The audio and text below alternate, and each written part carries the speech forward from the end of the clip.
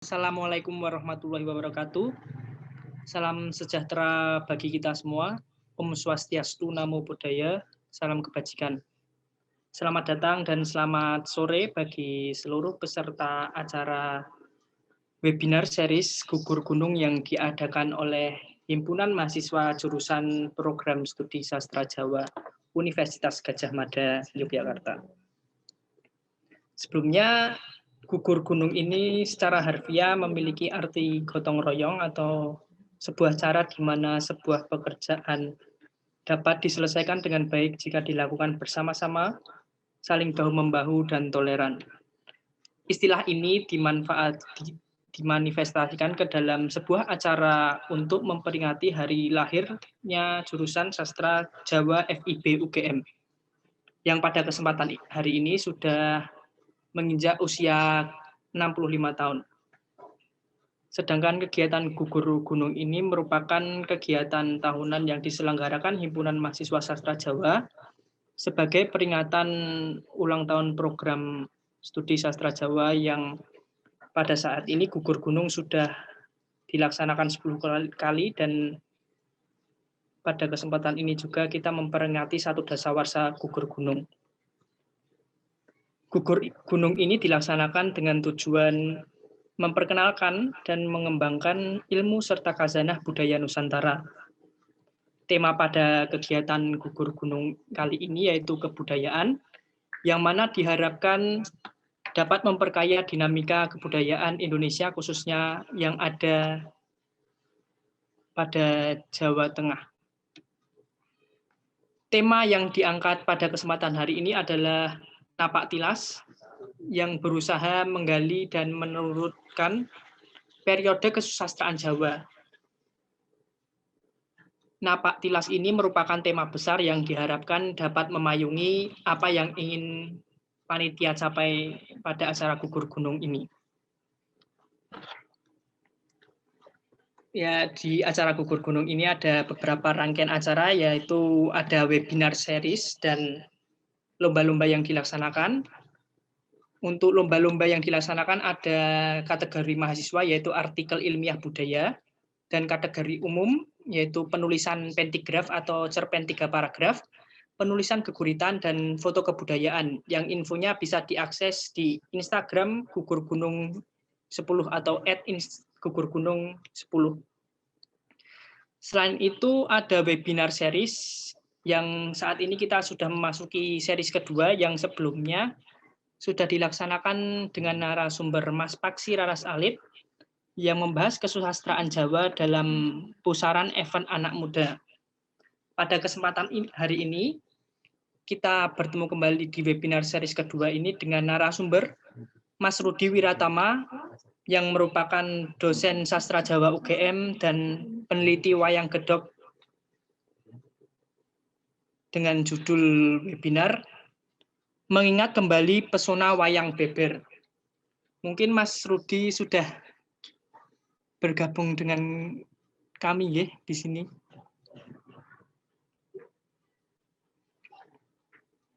Oh, okay. Sudah.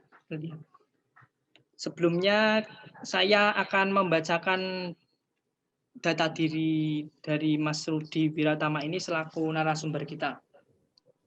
Mas Rudi Wiratama merupakan dosen atau pengajar di jurusan Sastra Jawa FIB UGM dengan tanggal lahir Surakarta 31 Agustus 1990. Mas Rudi merupakan peneliti wayang gedog dan juga menjadi Sekretaris Persatuan Pedalangan Indonesia atau Pepadi, Komisariat Kota Surakarta.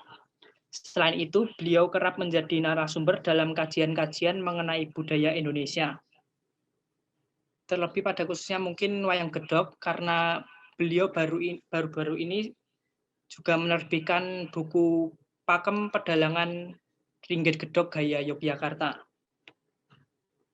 Sebelum memasuki acara webinar, mungkin saya akan memberikan pengantar sedikit tentang apa itu wayang beber.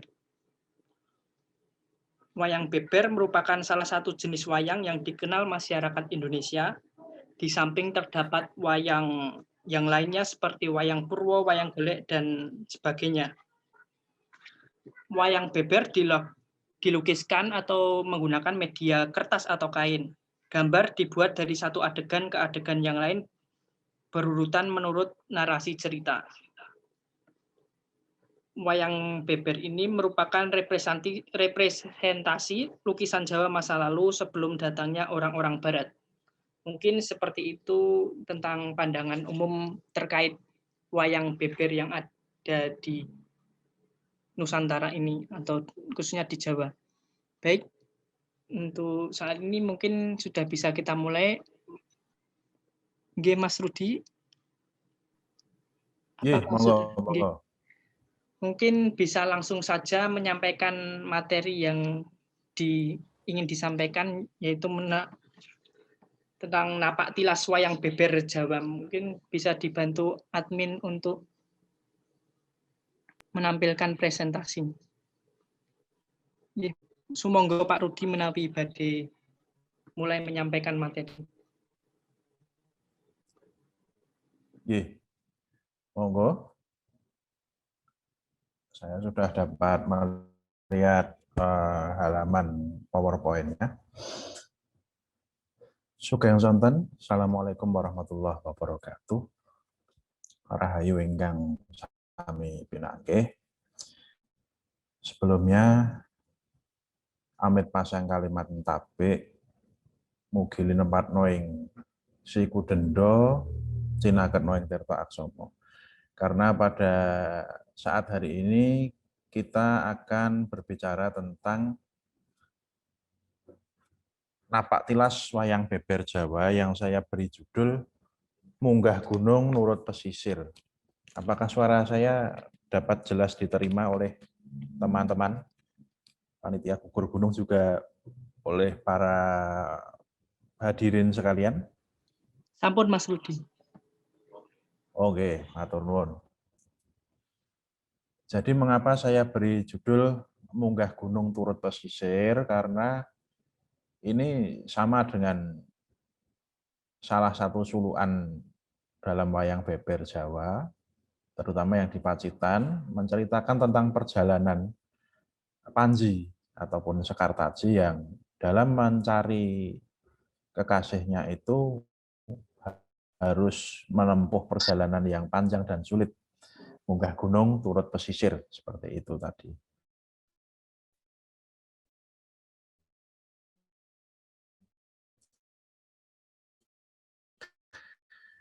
Kemudian kemudian seluk-beluknya apa?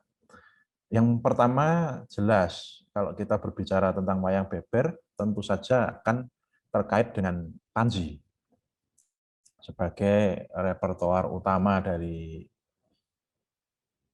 pertunjukan ini. Kita tidak akan lengkap membicarakan wayang beber kalau tidak berbicara tentang Panji.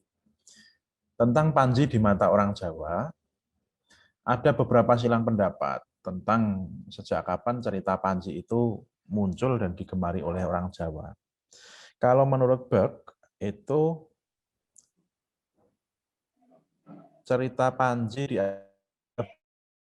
baru muncul pada era akhir Singasari atau kemudian Purbacaraka, Raden Mas Ngabeyi Purbacaraka itu mengatakan bahwa cerita Panji itu yang dijadikan pasemon atau simbol adalah Kameswara yang pertama, Raja di Kadiri dengan permaisurinya yang berasal dari Janggala atau Panjalu yang bernama Kirana Ratu. Baru-baru ini Profesor Agus Aris Munandar dari Universitas Indonesia memiliki pendapat lain bahwa cerita Panji berasal dari era Majapahit pertengahan menuju akhir, jadi era Hayam Wuruk ke bawah.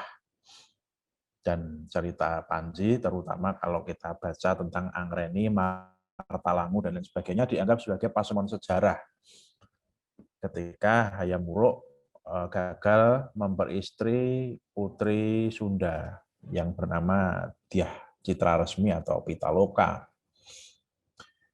Tentang nama Panji sendiri, sejak dalam prasasti Sidoarjo atau prasasti Sangguran kalau tidak salah, saya diberitahu teman saya Mas Rendra Agusta bahwa gelar Mapanji sendiri sudah ada sejak abad ke-10 Masehi.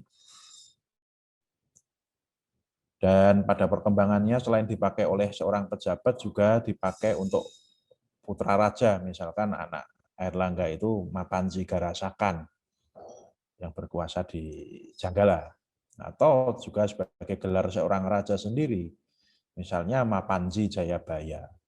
Sementara di sisi lain ada nama Mahamantri Ihino di era Mataram Kuna yang merupakan jabatan yang rata-rata dipegang oleh seorang putra mahkota untuk membantu jalannya roda pemerintahan. Kata Panji dan Hino seringkali dirangkaikan sebagai Panji Hino atau Panji Ino atau Panji Inu sebagai nama protagonis utama dalam kisah Panji, atau kita kenal dalam ejaan Jawa Baru sebagai Inu Kertopati. Oke, selanjutnya. Silahkan dilanjut ke slide selanjutnya. Oke, dalam belakangnya tadi yang sebelumnya. Oke. Dalam persepsi orang Jawa memandang tentang tokoh Panji yang ada di paling kiri itu, apa sih pandangan orang Jawa tentang Panji? Yang pertama sebagai seorang kekasih yang ideal. Jadi dari segi fisiknya, kemudian dari segi tingkah lakunya, dan lain sebagainya, itu dianggap sebagai seorang kekasih yang ideal untuk para putri atau para wanita. Kemudian sebagai seorang ksatria yang perwira. Jadi kalau dalam janturan wayang ya itu seperti yen wadon ngundangake kebagusane, yen lanang ngundangake marang kaprawirane. Kemudian Panji juga berperan sebagai seorang raja yang disegani, seorang seniman yang berbakat, karena dalam berbagai cerita ada kisah tentang Panji yang menyamar sebagai seorang seniman, entah itu seniman dalang, seniman penari, seniman penabuh, dan lain sebagainya. Kemudian sebagai kakek moyang yang dihormati, Panji ini oleh kerajaan-kerajaan Jawa, entah itu di Surakarta maupun di Yogyakarta, dianggap sebagai nenek moyang atau cikal bakal dari dinasti yang ada sekarang ini. Makanya banyak babat, mulai dari Serat Kondo, kemudian babat Pakunagoro, yang ditulis di era R.M. Said atau Pangeran Sampurnyawa itu, rata-rata memasukkan Panji Asmorobangun atau Inu Kertopati itu sebagai salah satu kakek moyangnya secara genealogis. Kemudian juga sebagai negarawan, budayawan, kemudian seorang bangsawan yang mampu membaur dengan masyarakat. Ini cirinya sangat jelas. Kalau di Wayang Purwo, tokoh katakanlah tokoh Arjuna ya, itu kalau menyamar jadi pendeta atau jadi raja atau jadi seorang katakanlah kesatria dari negeri antah berantah. Tapi Panji tidak. Profesi-profesi yang ada di masyarakat itu juga dijalaninya dalam penyamaran. Entah itu sebagai pencari ikan dalam lakon Joko Penjaring, kemudian entah apakah itu sebagai seorang tabib dalam lakon Joko Sumarmo, apakah itu sebagai seorang anak dari Nyai Rondo Dadapan yang tugasnya mencari kayu di hutan, seperti lakon Joko Bluwo dan lain sebagainya. Kemudian persepsi lain orang Jawa tentang Panji adalah sebagai autochton atau dewa lokal. Kemudian kalau menurut Bu Lydia Given, Panji ini juga berfungsi sebagai perantara menuju Kasampurnan. Panji dianggap berhubungan dengan mitologi kesuburan. Ini lebih lengkapnya bisa dibaca di bukunya Rasers, Panji, Culture Hero. Kemudian metafor dari kosmologi. atau apa gambaran tentang alam semesta. Panji sebagai lambang matahari, Condro Kirono atau Sekartaji adalah lambang dari bulan. Dari ini peredaran matahari dan rembulan. Ya, lanjut. Oke, cerita Panji dalam ekspresi seni karena populernya di masyarakat Jawa, maka cerita Panji ini banyak diabadikan dan juga dijadikan repertoar untuk berbagai macam bentuk seni pertunjukan ataupun seni rupa. Dalam bentuk lukisan, jelas kita mengenal ada lukisan Malat yang ada di Bali, kemudian ada lukisan wayang beber yang ada di Jawa, yang juga diperlakukan sebagai properti pertunjukan. Kemudian ada juga dalam bentuk patung-patung atau relief, kita bisa cari di daerah Gambyok, kemudian di Miri Gambar, Tulungagung, di lereng Gunung Penanggungan, ataupun yang banyak sekarang ya di Museum Nasional atau di Pusat Informasi Majapahit di Trowulan. Kemudian dalam bentuk tarian, seperti yang ada di kanan itu, ada petilan, wayang wong, sinom pradopo, dan daeng makincing, itu juga diambil dari wayang gedhog, cerita Panji.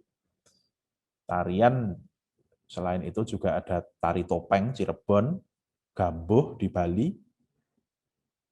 itu ambil dari cerita Panji juga. Dalam bentuk nyanyian, kita tentu sudah mengenal banyak nyanyian-nyanyian rakyat seperti Putraku si ande-ande lumut, tumuruna ana putri kang unggah-unggahi. Itu asalnya dari cerita Panji juga. Dongeng rakyat apalagi banyak. Bawang merah, bawang putih, timun mas itu kebanyakan inspirasinya dari cerita Panji. Kemudian dalam bentuk teater ada Pronas Moro, kemudian ada lagi wayang wong gedhog, kemudian ada lagi ya tadi Gambuh yang kita sebut di Bali, itu sebuah drama tari, ada unsur tarinya, ada unsur dramanya, ada wayang topeng Klaten dan lain sebagainya. Kemudian dalam bentuk pertunjukan boneka ada wayang Gambuh, kemudian wayang gedhog, kadang-kadang dijadikan repertoar juga dalam wayang krucil atau wayang klitik dan lain sebagainya. Dan yang terakhir adalah dalam bentuk memeri atau seni bertopeng. Dalam hal ini perlu dibedakan dengan topeng dalang tadi ya, atau wayang topeng, tapi lebih kepada seni semacam barongan, reog, kemudian apa bermacam-macam seni yang memakai topeng, biasanya ini seni jalanan atau Stadsvertoningen, ini rata-rata mengambil cerita Panji. Buktinya apa? Dalam Reog Ponorogo, ini kita kenal ada tokoh-tokoh seperti Klono, kemudian Pentul dan Tembem, dan Singo Barong. Ini kita kenal umumnya reog seperti itu. Tapi kalau dalam laporannya Pisio, sebelum tahun 1928, reog itu juga ada topeng panjinya. Hanya saja sekarang topeng panjinya ini sudah tidak populer lagi, tidak dipakai lagi. Yang menonjolkan jatilannya, kalau dulu laki-laki sekarang perempuan. Kemudian atraksi bujang ganongnya, dan lain sebagainya. Baik, bisa kita lanjutkan? Baik, tentang apakah cerita Panji? Tema dasar dari cerita Panji adalah tentang pengembaraan cinta. Dalam hal ini yang terutama antara Panji Asmoro Bangun dan Condro Kirono atau Sekartaji dan Inu Kertapati. Ini salah satu gambar yang ada di kanan itu adalah wayang beber yang ada di Leiden. Ini sangat ikonik menurut saya karena ada gambar Panji atau sosok Panji Nom Mungkin salah satu di antaranya itu digambarkan berpakaian serba putih, kemudian kekasihnya ini berpakaian serba merah. Jadi Bopo Kuwoso atau Bopo Akoso dan Ibu Bumi, merah dan putih, getah dan getih. Nah, ini kan sangat mitologis dan ikonis sekali. Nah, pertanyaannya mengapa cinta harus dicari? Mengapa orang rela mengembara demi mendapatkan cintanya? Kemudian buat apa mengejar cinta kalau pada akhirnya pertemuan harus berakhir dalam perpisahan? Untuk bisa menjawab pertanyaan-pertanyaan ini, maka kita harus membaca bahwa cerita Panji ini tidak cuma dalam masalah erotisme atau cinta kepada lawan jenis saja. Karena cinta itu kan macam-macam. Kalau di Latin ada eros, storges, filio, dan agape. Eros itu yang laki-laki perempuan, cinta erotis, kemudian storges itu cinta pada keluarga, filio itu cinta welas asih kepada sesama, agape itu cinta yang transendental, artinya kepada Tuhan yang Maha Kuasa. Kemudian dalam istilah Jawa ini ada andon tresno dan bangun tresno, yang akan kita jelaskan nanti kalau pas bahas Panji. Nah, mengapa pengembaraan cinta Panji ini dipentaskan oleh orang Jawa berulang-ulang lewat media, terutama wayang beber ini? Maksudnya apa? Bahwa sama seperti drama Yunani, bahwa pertunjukan itu dipentaskan bagi penontonnya dengan maksud supaya para pemirsa itu bisa mendapatkan katarsis atau pencerahan sebagai bekal dalam mengarungi kehidupannya.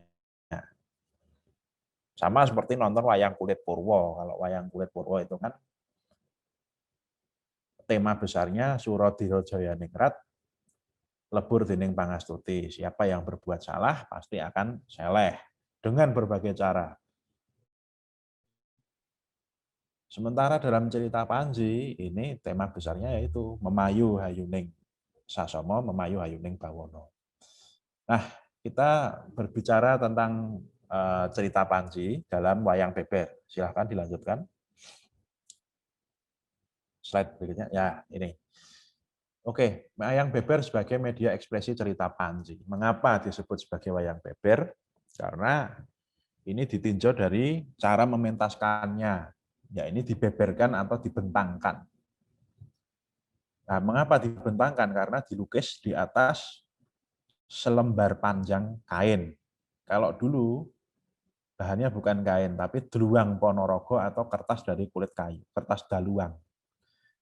Hanya saja kan lebih rentan terhadap cuaca dan lain sebagainya. Maka sejak awal abad ke-20 oleh kehendak Sri Mangkunegoro yang ke-7, kemudian wayang beber dipindah di atas kain yang lebih awet. Nah, kalau menurut tradisi lisan Jawa, wayang beber itu dianggap sebagai bentuk yang lebih tua dari wayang yang kita kenal sekarang, sejak zaman Mojopahit. Konon katanya yang menciptakan itu Brawijaya yang pertama, Prabu Brotono. Sebelumnya, keraton lebih mengenal wayang kulit yang konon diciptakan oleh Prabu Joyoboyo di Kediri. Tapi kan wayang kulit bentuknya masih sangat sederhana, belum kompleks.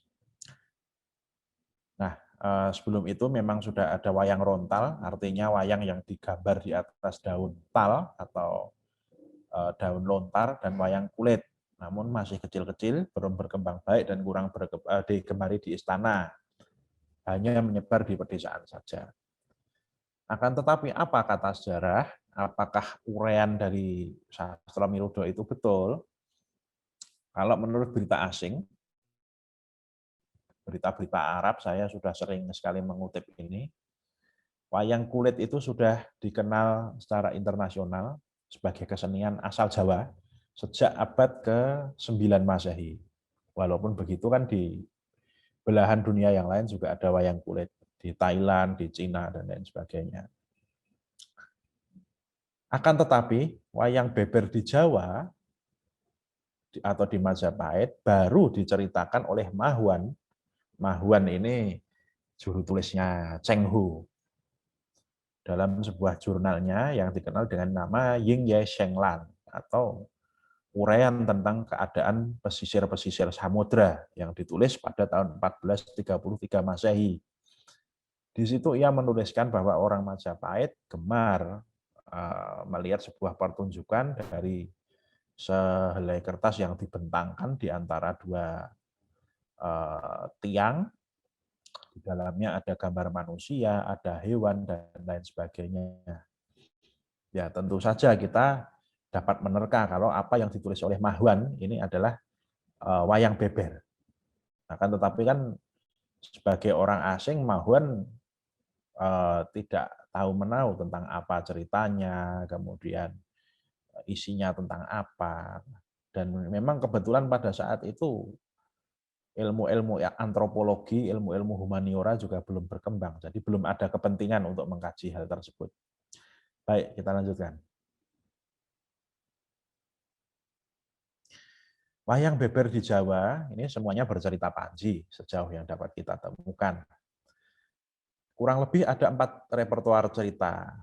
Yang pertama ini Joko Kembang Kuning dari Pacitan, era Amangkurat II. Mitos yang berkembang di Pacitan, wayang beber lakon Joko Kembang Kuning itu adalah hadiah dari Prabu Brawijaya. Karena tokoh lokal setempat dari Pacitan yang bernama Nolodermo dari desa Tawangalun itu dapat menyembuhkan putri sang raja dan kemudian dihadiahi seperangkat wayang beber itu sebagai ganjarannya. Kemudian yang kedua, Remeng Mangunjoyo, ini wayang beber yang ada di Wonosari, Gunung Kidul. Mitosnya ada juga, konon katanya itu adalah bawaan Ratu Pembayun, putranya Panembahan Senopati pada waktu ia diusir dari keraton oleh Panembahan Senopati. Tapi kalau menurut Raden Mas Said, wayang beber Remeng Mangunjoyo ini buatan zaman Pakubuwono II. Jadi era zaman Kartosuro. Kemudian ada juga yang masih ada di Wonosari ini kepingan fragmen wayang beber yang misterius. Karena ditinjau dari ragam hiasnya berlainan dengan Remeng Mangunjoyo.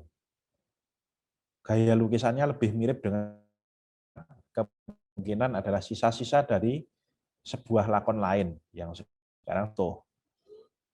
Kemudian yang keempat, ada wayang beber Leiden. Ini belum sempat diteliti oleh para peneliti kita karena juga lokasinya jauh, ada di Leiden. Walaupun sekarang sudah bisa dilihat lewat internet di websitenya koleksi National Museum for World Culture. Jadi Museum Nasional untuk Kebudayaan Dunia yang ada di Belanda. Ini ada wayang beber seperangkat, gaya lukisannya sama seperti Wonosari, dicurigai sebagai wayang beber Giring, yang asalnya juga dari Gunung Kidul. Ini di laporan Pisio tahun 1928, kalau tidak salah, ini masih diberitakan ada di daerah tersebut. Hanya saja sekarang memang sudah berpindah ke Leiden, berarti sesudah tahun 28 itu pindahnya. Baik, kita lanjutkan. Nah, tentang pertunjukan wayang beber sendiri. Memang belum ada babat yang secara jelas menyebut bagaimana pertunjukan wayang beber tersebut. Walaupun dalam babat Tanah Jawi diterangkan bahwa ketika Joko Tingkir atau Mas Karebet lahir, itu mengundang pertunjukan wayang beber untuk merayakan kelahirannya. Itu di babat Tanah Jawi, berarti pada tahun-tahun 1500-an wayang beber itu juga masih termasuk populer di masyarakat. Akan tetapi gambaran tertua yang pernah terdokumentasi tentang pertunjukan wayang beber kita dapatkan di Kepatian Surakarta yang pada tahun 1908 pernah mengadakan dokumentasi pertunjukan wayang beber di Gedung Wimbosono. Wimbosono itu salah satu ruangan di dalam Kepatian Surakarta. Dalangnya ini dari Pacitan. Dengan demikian lakonnya Joko Kembang Kuning. Nah, kalau dokumentasi menurut standar kemampuan pada waktu itu, ya jangan kita harapkan itu dokumentasinya audiovisual. Hanya dicatat suluknya seperti apa, kemudian sesajinya seperti apa, janturannya seperti apa. Itu ada arsipnya di Reksa Pustaka Mangkunegaran. Silahkan Anda cari di sana. Kemudian dalam catatan tersebut diketahui bahwa iringannya ini hanya laras lendro, hanya berupa gamelan laras lendro, tidak semuanya. Cuma rebab, kenong, kempul, suan, dan kendang. Sang dalang mengisahkan lakon wayangnya per gulung. Jagong demi jagong. Nah, jagong ini kan istilah untuk menyebut adegan.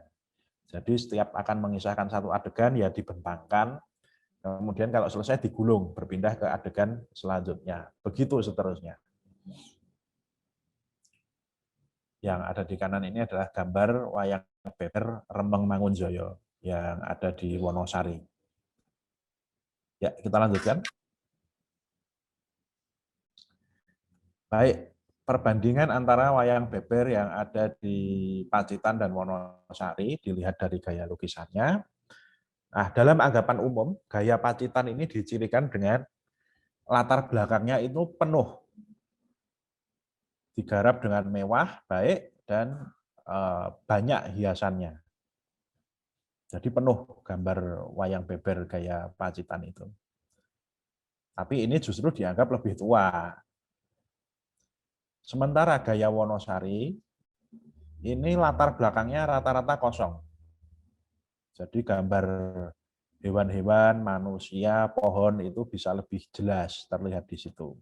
Konon katanya hal ini adalah perintah Pakubuwono II, ini menurut R.M. Said ya, yang memerintahkan supaya latar belakang itu dikosongkan, supaya tokoh-tokohnya bisa kelihatan lebih jelas, seperti pada kelir wayang kulit. Ini bisa kita lihat pada yang bagian bawah. Dan latar belakangnya lebih kosong, sehingga tokoh-tokohnya kelihatan lebih jelas. Baik, kita lanjutkan.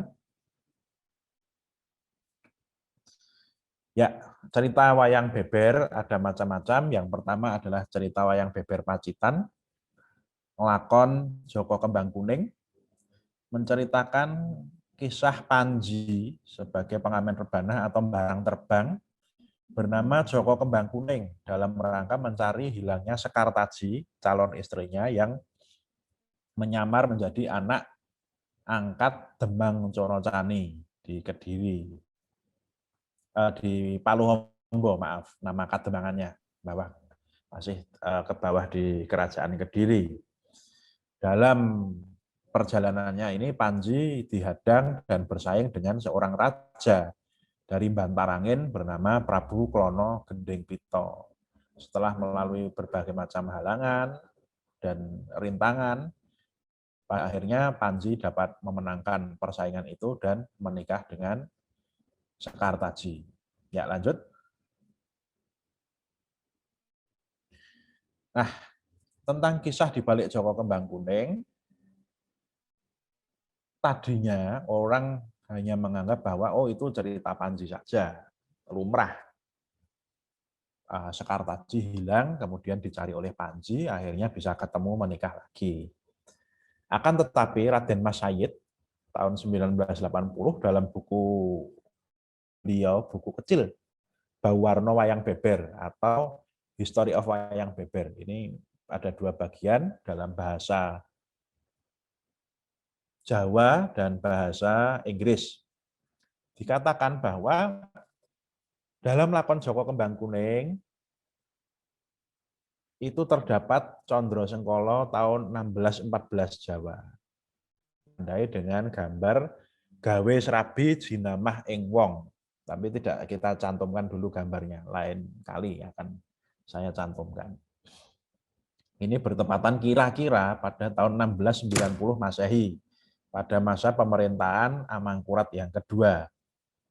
Konon, kalau menurut Raden Mas Said, cerita ini adalah pasemon sejarah yang memuat konflik antara Amangkurat pertama atau Klono Gending Pito dan Pangeran Adipati Anom atau Amangkurat II nantinya yang dilambangkan sebagai Panji, yang dimulai dengan masalah wanita atau Sekartaji, berlarut-larut sampai dengan terbunuhnya Kebulorodan. Kebulorodan itu adalah suruhan dari Prabu Klono.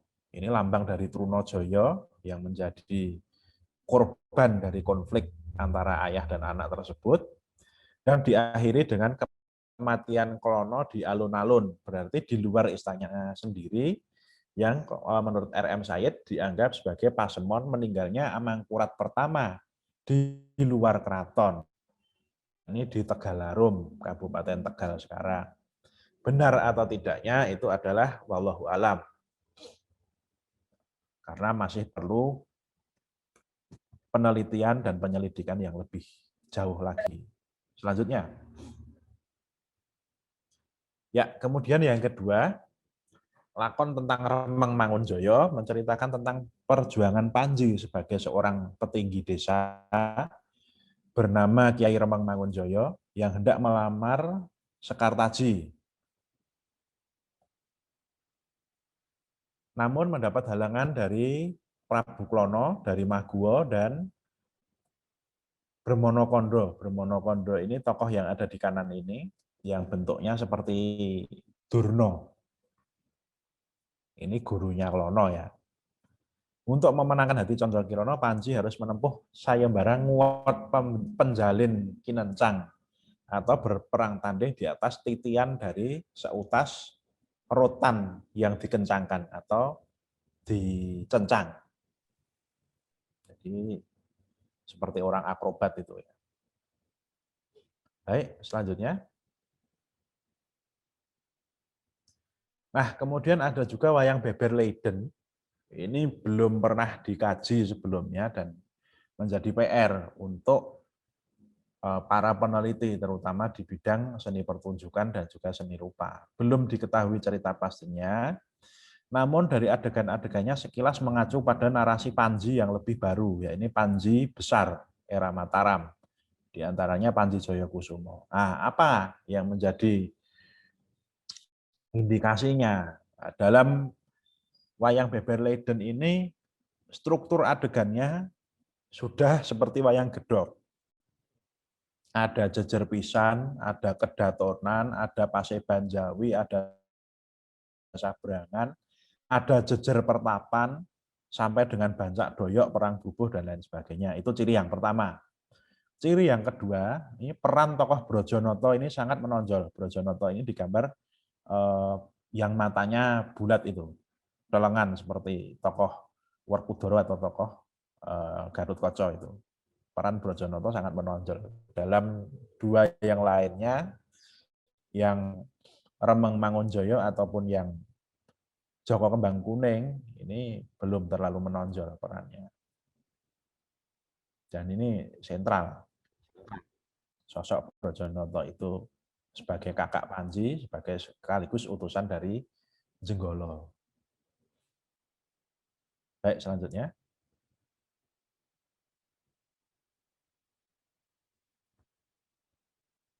Silahkan dilanjut ke slide selanjutnya.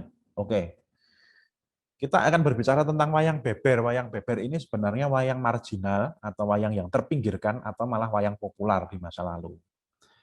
Dari pelbagai sumber diketahui bahwa wayang beber tumbuh di desa-desa, entah secara natural ataupun justru merupakan pelarian dari keraton. Lah, larinya ke keraton ini kan ada beberapa sebab. Kalau sebab yang pertama, seperti yang diduga dalam Sastra Miruda, wayang beber keluar dari keraton itu karena wayang kulit sebagai sebuah tontonan sudah mencapai taraf mapan di istana. Apalagi ketika Dalang Panjang Mas atau Lebda Jiwo dari Kedu di era Sultan Agung itu masuk membawa kultur wayang kulitnya. Sehingga wayang beber makin lama makin minggir. Itu teori pertama tentang mengapa wayang beber itu saya bahasakan, saya istilahkan tadi, hidupnya itu munggah gunung turut pesisir. Karena faktor yang pertama terpinggirkan oleh wayang Purwo. Yang kedua, bahwa wayang beber ini entah dengan berbagai cara mengalami cultural transform atau transformasi kebudayaan secara spasial, istilahnya Prof. timbul. Dari keraton masuk ke desa yang terjadi tidak secara natural, tapi secara sengaja oleh faktor manusia. Kalau legenda dari Pacitan menyatakan bahwa itu sebagai paringan. Sementara dalam legenda dari Wonosari dianggap bahwa wayang beber itu adalah bekal hidup atau sangu bagi pengiring Retno Pembayun yang diusir oleh Penemban Sengnowati. Karena ternyata Retno Pembayun setelah ditugaskan ke Mangir, ternyata hamil atau mengandung seorang putra yang kemudian menjadi leluhurnya tokoh di desa Beji di Gunung Kidul itu. Tapi Raden Mas Said berpendapat lain. Ia menyatakan bahwa wayang beber tercecer sampai tadi munggah gunung urut pesisir karena pada waktu geger Pacinan, para abdi dalem yang membawa wayang beber ini terpisah dari rombongan. Ada yang di Pacitan, ada di Wonosari, dan di Giring. Kebetulan sekali kedua daerah ini selain dikenal gersang, juga dikenal sebagai tempat pembuangan dan persembunyian sejak dari akhir zaman Majapahit. Bukti yang kuat adalah bahwa folklore di sana pada waktu saya ikut kegiatan pengabdian masyarakat di jurusan Sastra Jawa tahun 2017 tentang dokumentasi cerita rakyat. Kebanyakan folklore di sana itu adalah folklore tentang pelarian. Entah itu pelarian dari Mojopahit atau pelarian dari Mataram dan lain sebagainya. Tapi cerita-cerita rakyat yang berkembang di sana kebanyakan tentang orang-orang yang terbuang dan orang-orang yang lari dari keraton dengan berbagai alasan. Ya, lanjut.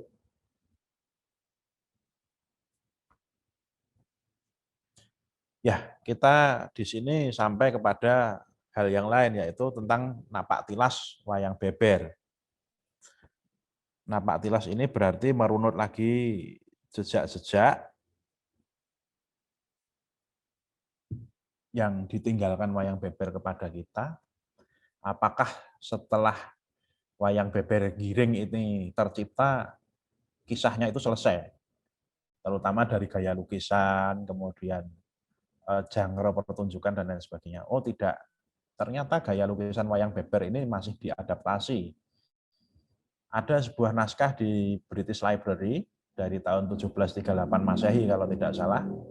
Ini adalah naskah Primbon Pawukon. Kalau dilihat model pawukonnya cuman ada dewanya saja, tidak ada adep-adepan dengan wukunya. Ini diadaptasi oleh gaya lukisan pawukon yang ada di Yogyakarta sekarang. Tapi karena tahunnya lebih tua, maka ini kita bisa memperkirakan bahwa kemungkinan asalnya dari era Kartosuro. Walaupun gaya ungkap gambarnya ini tidak mirip sama sekali dengan wayang kulit gaya Kartosuro. Justru sangat dekat dengan wayang beber yang ada di Pacitan atau di Wonosari. Artinya apa? Bahwa di istana wayang beber masih dikenal, setidaknya sampai tahun 1745 ketika Kartosuro pindah ke Surakarta. Ya, jadi secara institusi negara ini Kartosuro pindah ke Surakarta, tapi dari geografis ini dari Wonokarto pindah ke Solo. Saya mohon supaya tidak dipertengkarkan secara berlarut-larut, walaupun ya nanti kapan-kapan diskusi lagi bisa. Wayang beber ini dikenal, tapi sesudah pindah ke Surakarta sampai ke awal abad ke-20, tidak lagi ditemukan pertunjukan wayang beber di istana. Kalau ada, hanya narasi naskah pengetan tentang sejarah wayang kulit, misalnya dalam Sastra Miwudo itu. Kan cuma menyebut tahun segini diciptakan wayang beber oleh Prabu Brawijaya yang pertama, dan lain sebagainya. Pertunjukan wayang beber baru diinisiasi lagi oleh masyarakat ilmiah di awal abad ke-20 untuk kepentingan penelitian etnologi atau antropologi. Ya kalau di Jogja motornya Java Institute, kalau di Surakarta pelopornya itu ada Pahaman Radio Pustaka. Itu berperan dalam mendokumentasikan dan memperkenalkan kembali wayang beber di masyarakat. Ya, lanjutnya. Baik, kita berefleksi tentang pertumbuhan wayang beber di luar istana. Wayang beber sepeninggalnya dari istana justru tumbuh di daerah yang gersang dan tandus, namun mengandung imaji masyarakat yang kaya karena dikembangkan sendiri ya tentang kisah Panji sebagai seorang pahlawan lokal. Misalnya dalam lakon Remeng Mangunjoyo dikisahkan bahwa Panji menyamar sebagai seorang bekel atau petinggi bernama Kiai Remeng Mangunjoyo dan tinggal di desa Semen. Semen itu kan di daerah Gunung Kidul dekat dengan Wonogiri itu ya perbatasan. Jadi di sana ada semacam pergeseran bahwa Panji dari yang tadinya ini pangeran dari Jenggolo menjadi seorang cikal bakal yang bermukim di daerah Semen. Kemudian melakukan tindakan-tindakan heroiknya di sana dan lain sebagainya. Dengan demikian, ada dugaan bahwa sebenarnya kisah Panji yang ada dalam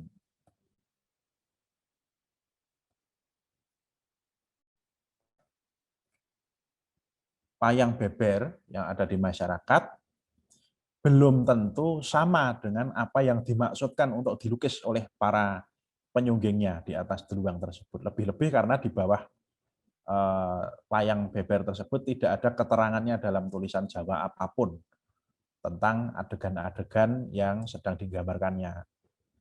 Walau demikian, narasi tersebut yang sekarang berkembang di masyarakat, ya jangan disalahkan. Belum tentu salah. Karena ada fungsinya sebagai dokumentasi pemikiran, sikap hidup, ideologi, dan potret sosial budaya masyarakat setempat. Baik, kita lanjutkan.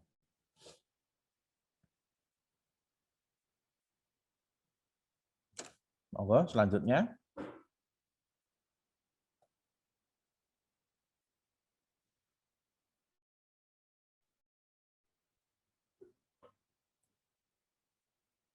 Ya, masa depan wayang beber di dunia seni pertunjukan tentu saja ada, selain dengan mengembangkan pertunjukan-pertunjukan dengan gulungan wayang beber yang sudah ada wayang beber metropolitan, wayang beber tani, wayang beber Mojopahit, dan sebagainya.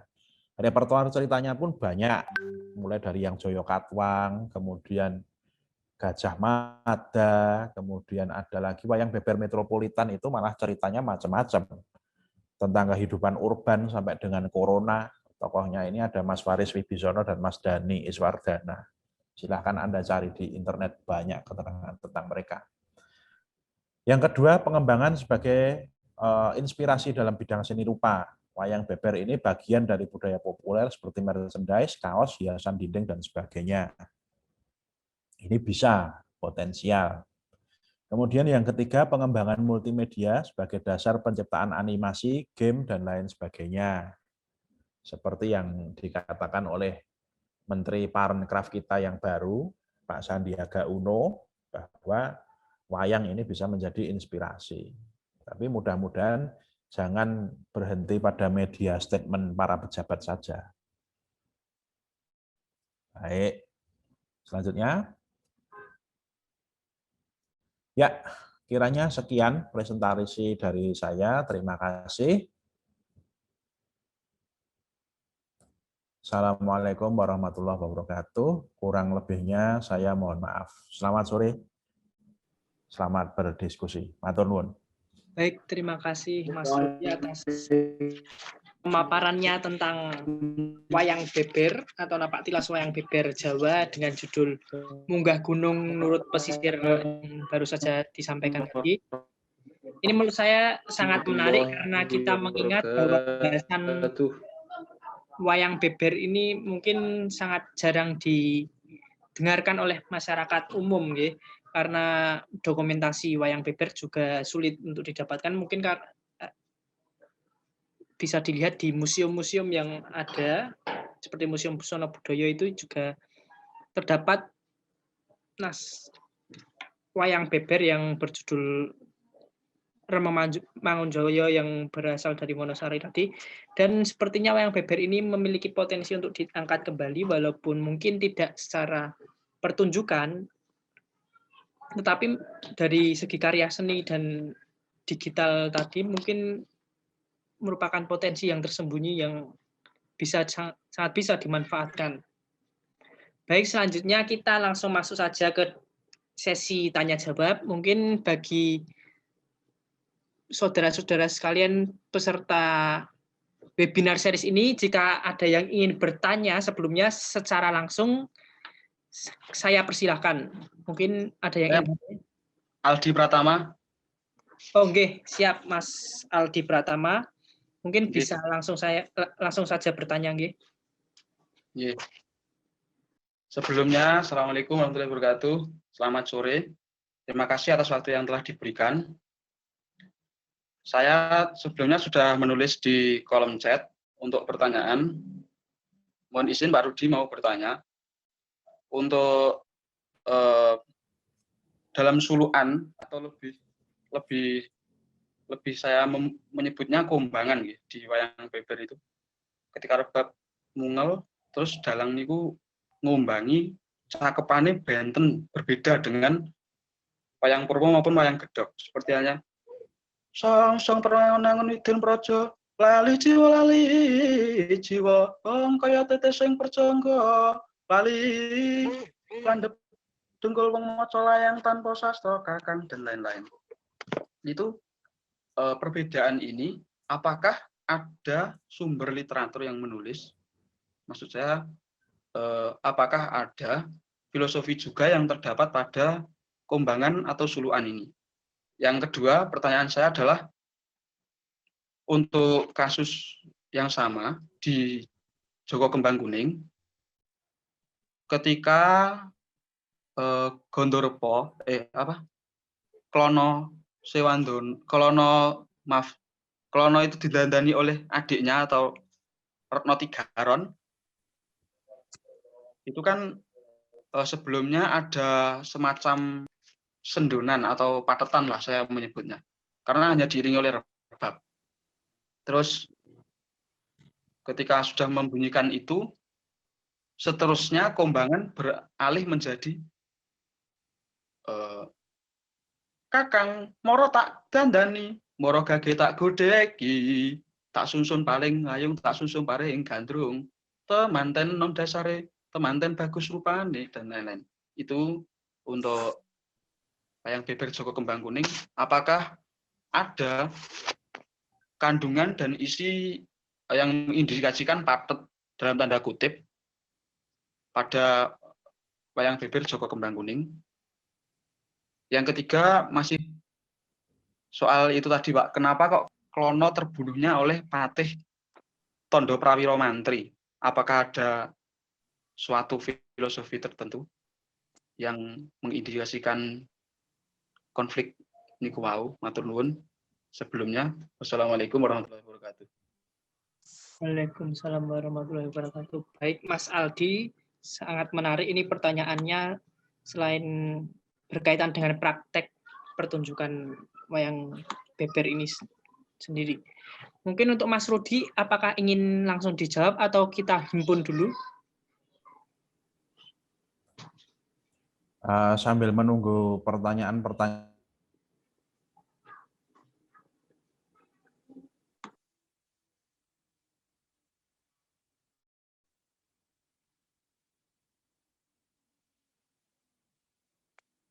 akan coba kita jawab ya. Pertanyaan yang disampaikan oleh Mas Aldi Pratama dari ISI Surakarta, jurusan Karawitan. Saya kebetulan banyak sekali berdiskusi dengan Mas Aldi tadi.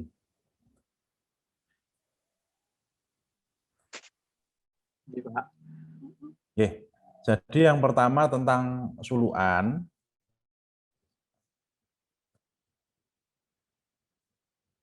suluan yang ada di wayang beber ini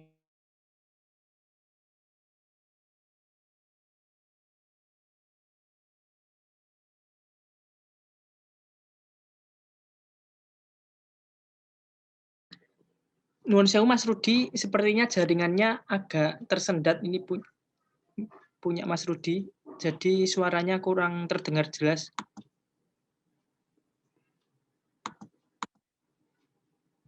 Bentar.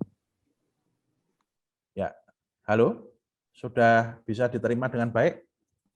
Sudah jelas. Oke, mohon maaf, saya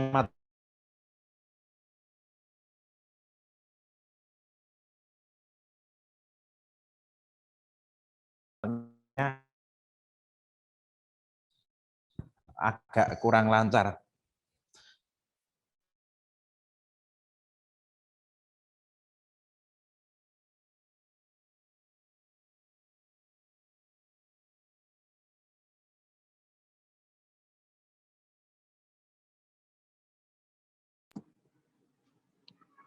Nun sewu Mas Rudi, sepertinya kok terputus lagi nih karena suaranya tidak muncul.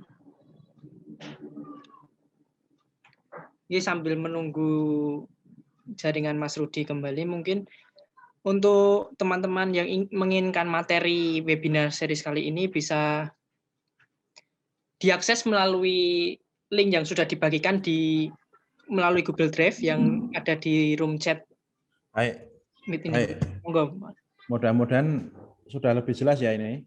Nggih, sampun Mas. Oke. Sampun. Ya, nggih.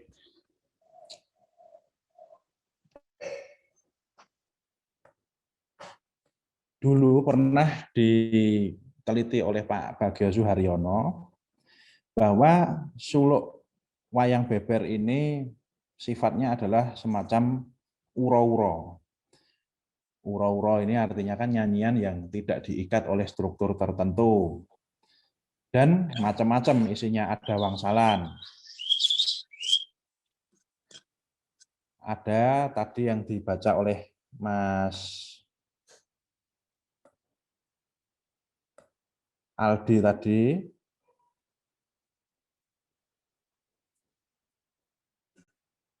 Landhep dengkul wong maca layang tanpa sastra kakang. Sementara di naskah yang ada di Leiden, yang transkrip itu, tulisannya tidak begitu.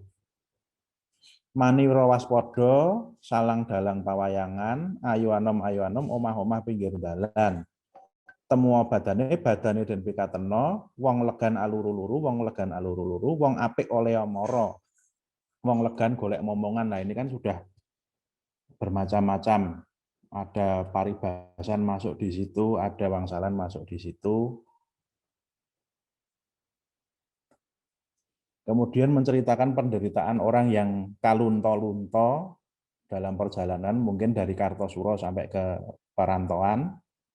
Karena ada tulisan, alah bedah dodote, dene cacate awake, gene cacate awake, terong gempol, senggani kang agung wite. Nagosari wis kebondro kakang, sumpil keli, kroco kang bundel buntute. Loro greh kang banglare, citra warna panglembaran kang marantulis, dan lain sebagainya. Itu menggambarkan tentang bagaimana para pembawa wayang beber ini mengalami situasi yang sangat kurang mengenakkan dalam pengembaraannya, ya penderitaan dan lain sebagainya. Apalagi wayang beber ini adalah seni barang atau seni yang dijalankan secara mengamen. Jadi kalau kita mencari filosofinya seperti apa, diambil dari serat apa, kita ini kemudian alam pikirnya jadi alam pikir orang budaya tulis sekali. Padahal wayang beber ini jangan dibawa ke budaya tulis, tapi mestinya masuk ke lahannya budaya lisan, karena dia secara turun-temurun diturunkan secara lisan dengan pemaknaan yang terjadi di sekitar lingkungan masyarakatnya. Jadi jangan dipaksa untuk dicari filosofinya apa dan lain sebagainya. Kemudian diceritakan Plono itu terbunuh oleh Patih Jeksanegara atau Tondo Prawiro Mantri. Ini dulu pernah saya bahas dengan Pak Aryo Sunaryo, dosen dari UNES, Universitas Negeri Semarang. Beliau juga mempertanyakan apa benar tokoh yang membunuh Jaksanagara itu, yang membunuh Klono itu betul-betul Jaksanagara. Jangan-jangan tokoh lain yang salah baca, salah dibaca oleh dalangnya menjadi Tondo Prawiro Mantri atau Jaksanagara. Karena secara ikonografi bentuknya itu lain. Kalau Jaksanagara itu bermata kedondongan pada waktu jejer, sementara pada waktu Perang Brubuh membunuh Prabu Klono, tokoh yang membunuh itu matanya telengan. Silahkan dicek. Jadi itu tokoh yang berbeda. Oke Pak, pernah ditulis di jurnal beliau juga tokohnya misterius. Oke.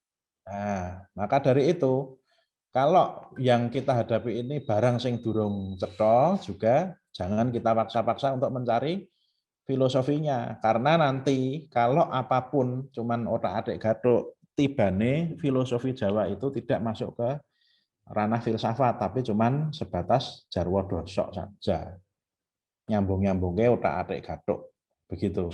Jadi mudah-mudahan jawaban saya ini dapat diterima dengan baik. Andai kata pun belum memuaskan Anda, silahkan nanti bisa dilanjutkan di kesempatan yang lain. Terima kasih. Monggo. Pak. Terima kasih Mas Rudi atas jawabannya. Mungkin bagi peserta lain yang ingin bertanya, silahkan langsung saja untuk menuliskan pertanyaannya di kolom chat, ataupun ingin bertanya langsung juga sangat diperbolehkan. Saya ulangi lagi, untuk materi yang hari ini disampaikan bisa diakses di Google Drive yang ada di kolom chat. Dan untuk link presensi akan dibagikan setelah sesi tanya jawab ini.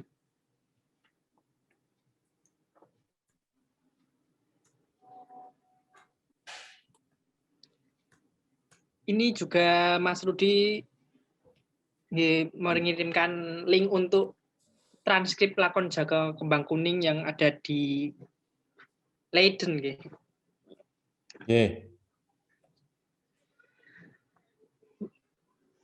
Untuk peserta yang lain, apakah ada yang ingin bertanya? Langsung saja untuk menuliskan pertanyaannya di kolom chatnya. Satu lagi Mas, tadi ada yang belum terjawab, Bu menawi ingkang napa? Ketika Dewi Retno Tigaron dandani Klono, Ya, itu ya saya sudah menangkap. Jawabannya sama seperti tadi. Jadi jangan kita melihat wayang beber itu dari struktur wayang purwa sing wis baku.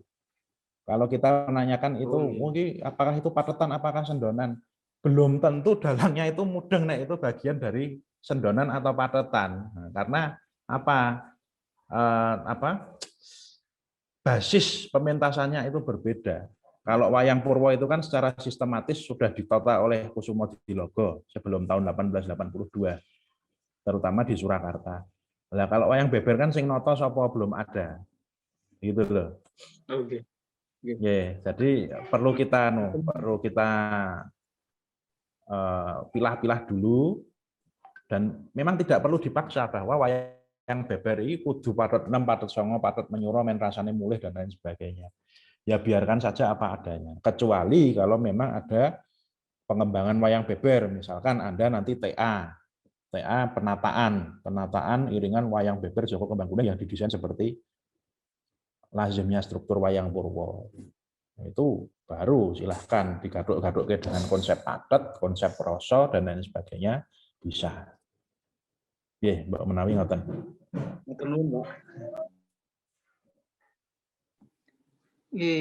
Sebelumnya sepertinya saya juga ingin bertanya Mas Rudi, karena menurut pengetahuan saya bahwa pertunjukan wayang beber yang ada di masyarakat ini erat kaitannya dengan ritual. Yang mana bahwa jagong wayang beber hanya boleh dibuka oleh yang mempunyai amanah untuk melakukan hal itu. Tetapi tadi disebutkan bahwa wayang beber ini seni untuk barang, itu bagaimana Mas? Apakah memang ada sisi lain dari segi barang itu dan ada sisi lain juga dari segi ritual? Baik. Jadi begini nggih. Kalau wayang beber saya katakan tadi untuk barang karena dilihat dari kelengkapan pertunjukannya itu tidak seperti wayang-wayang yang stasioner. Katakanlah wayang Purwo. Wayang Purwo itu kan gamelane genah. Saron loro imbal-imbalan, kemudian ada kempul monem ji dan gong subuhan dan lain sebagainya. Sementara perangkat wayang beber ini kan lebih ringkes, baik dari bentuk wayangnya berupa gulungan kain yang kemudian ditaruh di dalam sebuah keropak yang memanjang, karena memanjang itu kan berarti bisa dibawa, dicangklong kemana-mana. Kemudian gamelannya juga sangat tidak lengkap, hanya yang diperlukan saja. Kalau kita mengatakan bahwa asas bentuk mengikuti fungsi, maka di sini bisa kita perkirakan bahwa wayang beber dan pementasannya ini didesain untuk sesuatu yang mobile. Kalaupun asalnya dari dalam keraton, mungkin dalam pementasan-pementasan yang informal, butuh ringkas. Dan kalaupun dipentaskan di luar pada akhirnya itu berarti membutuhkan sebuah kondisi yang sesuai dengan keadaan mobile seperti itu.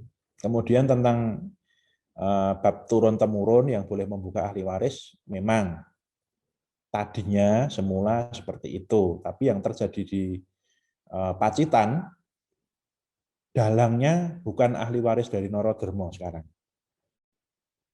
Justru orang lain. Dalangnya itu namanya kebetulan juga Rudi, tapi Rudi Prasetyo, bukan Rudi saya. Dan sekarang wayang beber itu di sana sudah ya lain lah. Dari pemerintah provinsi juga sudah membuat duplikatnya, tapi sayangnya duplikatnya itu tidak disungging, itu tidak, cuman di-print di atas MMT.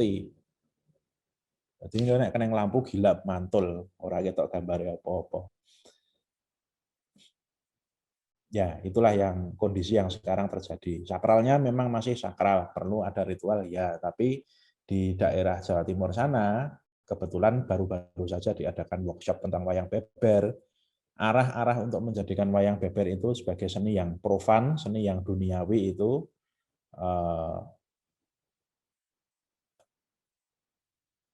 sudah ada pembicaraan ke sana.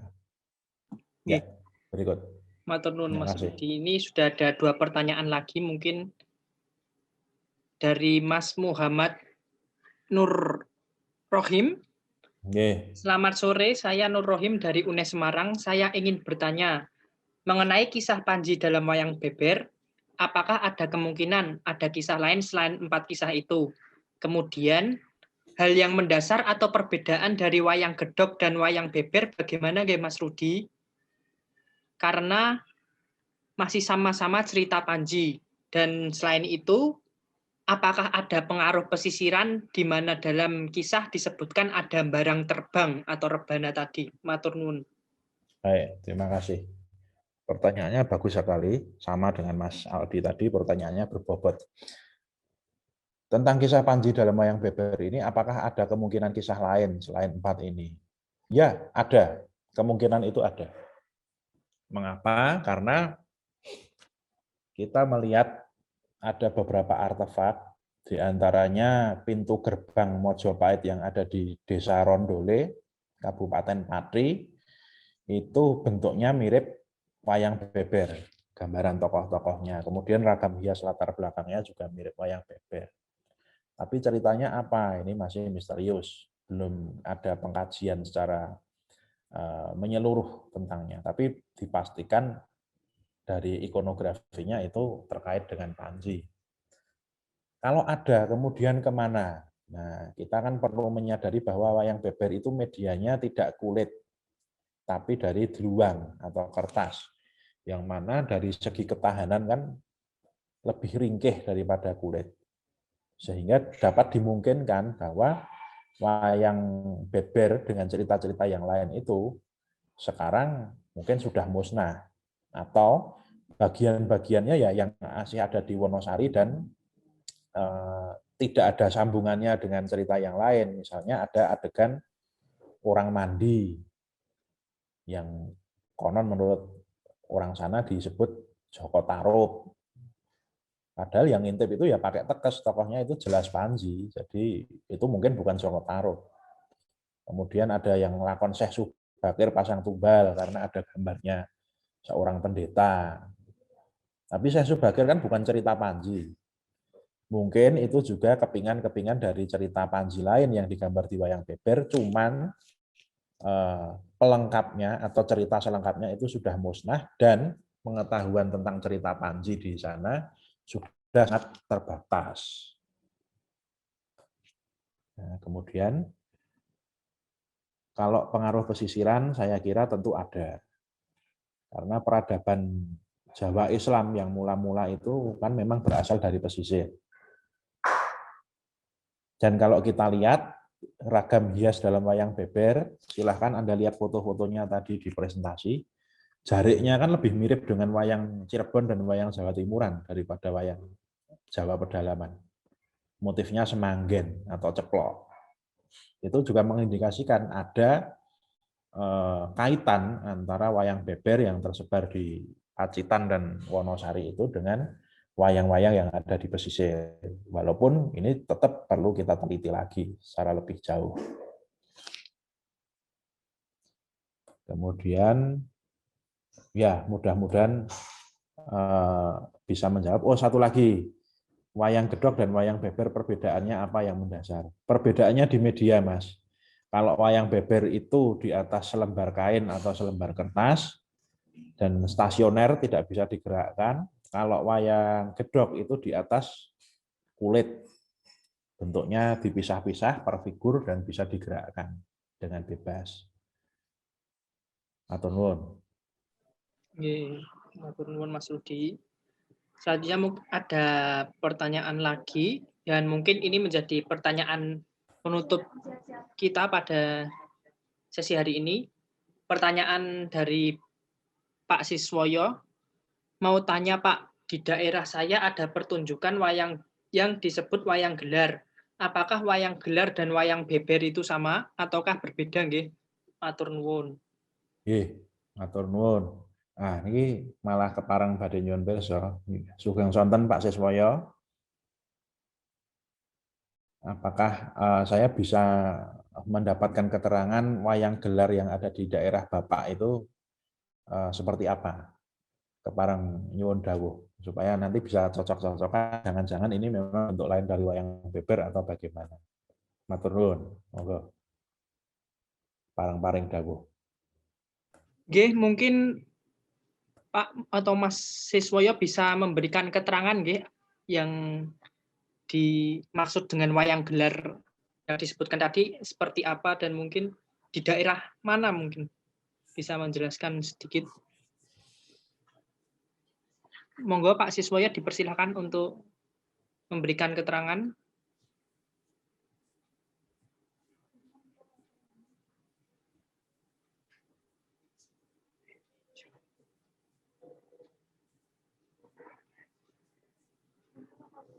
Oh, wayang gelar wonten ing Mojokerto menika koleksi Museum Gubuk Wayang. Oh, nggih. Kalau secara fisik karena saya belum pernah mengunjungi Museum Gubuk Wayang di Mojokerto, saya belum mengetahui wayang gelar itu seperti apa. Tapi kalau memang itu adalah perkembangan dari wayang beber, ya bisa jadi wong namanya digelarke sama dengan dibeberke. Cuman kalau wayang beber prinsip dasarnya adalah selembar kertas atau selembar lukisan, makanya di bahasa Inggris sering diistilahkan sebagai scroll painting theater. Jadi teater lukisan gulungan, scroll painting theater itu. Apakah di lain Pacitan dan Wonosari itu ada? Oh ada, di India pun ternyata ada beberapa. Di India Tengah ada Atacaritam, kemudian di Rajasthan itu ada bhat. Bhat itu bentuknya juga selembar kain yang lebar digambari manusia, hewan, adegan-adegan, tapi juga untuk diceritakan. Dan uniknya itu dalangnya Pat di sana itu juga pegang rebab, sama seperti dalang wayang beber yang ada di Pacitan. Tapi tentu saja di sana tidak mengenal cerita Panji, ceritanya ya Ramayana, Mahabharata, atau pahlawan lokal. Dengan demikian kan, sebagai seni bercerita, wayang beber itu tidak ngijeni ada teman-temannya. Tapi wayang beber yang bercerita tentang Panji, itu ya cuman ada di Indonesia.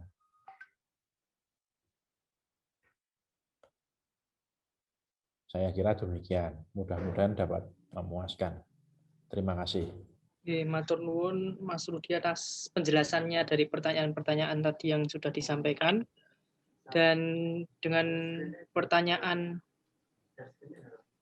terakhir dari Pak Siswoyo ini, mungkin sudah menutup sesi tanya-jawab kita pada webinar series yang kedua dengan judul Mengingat Kembali Pesona Wayang Beber. Semoga apa yang disampaikan tadi dapat menambah khazanah pengetahuan kita akan budaya dan tradisi lisan yang ada di Jawa, khususnya wayang beber yang ada di Pacitan dan Wonosari ini sebagai rekam jejak atau napak tilas tradisi naratif di Nusantara. Baik, untuk link presensi sudah bisa diakses yang ada di kolom chat, dan share untuk pengisian nama diharapkan untuk mengisi dengan benar agar nanti yang tercantum di sertifikat sesuai dengan apa yang dituliskan. Monggo untuk mengisi presensi yang ada di kolom chat tadi sudah dikirimkan. Dan ingin menyampaikan juga informasi bahwa setelah webinar series yang kedua ini masih ada webinar series yang ketiga atau yang terakhir dengan judul Suluk Kiai Soleh Darat, Gerakan Pencerahan untuk Bangsa Jawa yang akan diadakan 24 Februari 2021 dengan jam yang sama seperti saat ini, yang dilakukan pada saat ini, dengan narasumber Mas Taufik Hakim, merupakan co-founder Jagongan Naskah yang berada di Kadipaten Pakualaman. Dan juga ingin menginformasikan bagi saudara-saudara sekalian atau peserta yang ingin mengakses majalah berbahasa Jawa yang sudah sangat terkenal yaitu Panyebar Semangat, sekarang dapat diakses dengan sarana digital atau melalui aplikasi yang dapat diunduh di Play Store atau bisa mengakses langsung di panyebarsemangat.co.id. Dengan harga 25.000 per bulan kita sudah bisa berlangganan secara digital. Dan ini merupakan, sudah kita ketahui bahwa Panyebar Semangat ini merupakan media masa pertama yang berbahasa Jawa setelah prakemerdekaan, dan warisan dari Dr. Sutomo. Untuk lebih lanjutnya bisa dihubungi nomor yang tertera. Dan jangan lupa untuk memfollow akun Instagram @gugurgunung10 karena di sana juga ada informasi tentang lomba-lomba yang diadakan untuk memperingati peringatan Disnatalis Program Studi Sastra Jawa FIB UGM. Oh, sebelum mengakhiri sesi webinar kali ini, mungkin seluruh peserta bisa mengaktifkan kameranya untuk berfoto bersama untuk pendokumentasian. Semoga.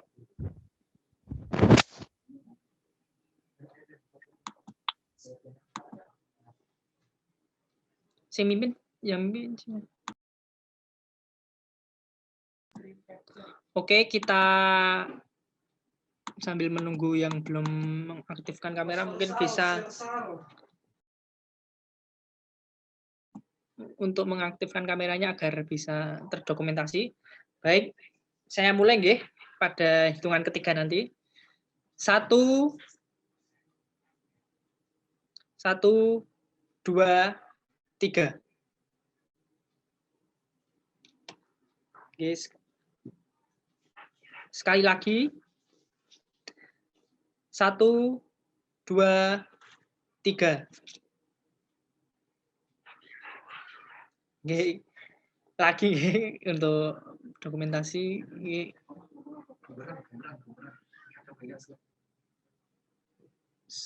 Nggih. 1, 2, 3.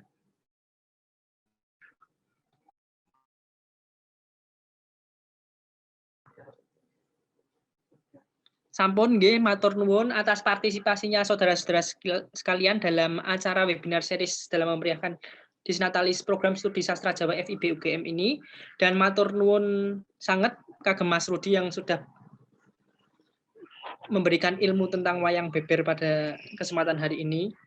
Saya Taruna Dharmajati, mahasiswa Sastra Jawa 2019, mengaturkan terima kasih untuk saudara sekalian dan meminta maaf dan atas segala kekurangan dan kekeliruan yang saya lakukan dalam memandu acara webinar pada kesempatan hari ini. Terima kasih. Sampai jumpa di rangkaian acara gugur gunung selanjutnya. Matur nuwun, matur nuwun. Wassalamualaikum warahmatullahi wabarakatuh.